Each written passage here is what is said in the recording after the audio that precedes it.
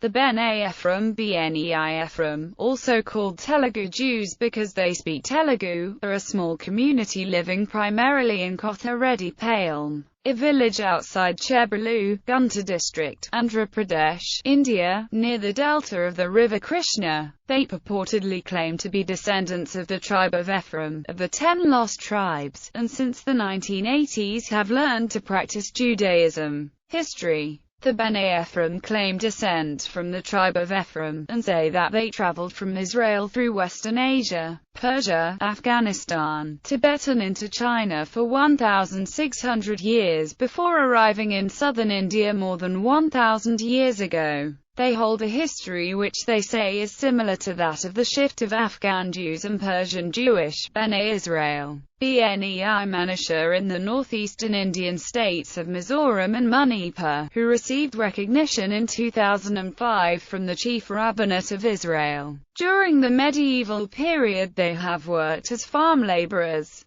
While practicing Judaism, they adopted some Christianity after the arrival of British Baptist missionaries during the early 19th century. Their leader, Samuel Jacobi, went to Jerusalem in the 1980s. He became convinced they were of Jewish descent. Because of the long period in which the people were not practicing Judaism, they did not develop any distinctly identifiable Judeo-Telugu language or dialect. Since the 1980s, about 50 families in Kothareddypalam have studied Judaism, learned Hebrew, and built an operating synagogue. They celebrate all Jewish holidays and often use their Torah scroll and read Hebrew. Today Hebrew is being used as a living language rather than limited to liturgy. The community has been visited over the years by rabbis from the Chief Rabbinate in Israel to study their Jewish tradition and practices. The chief rabbi has to recognize the community as being of Jewish descent.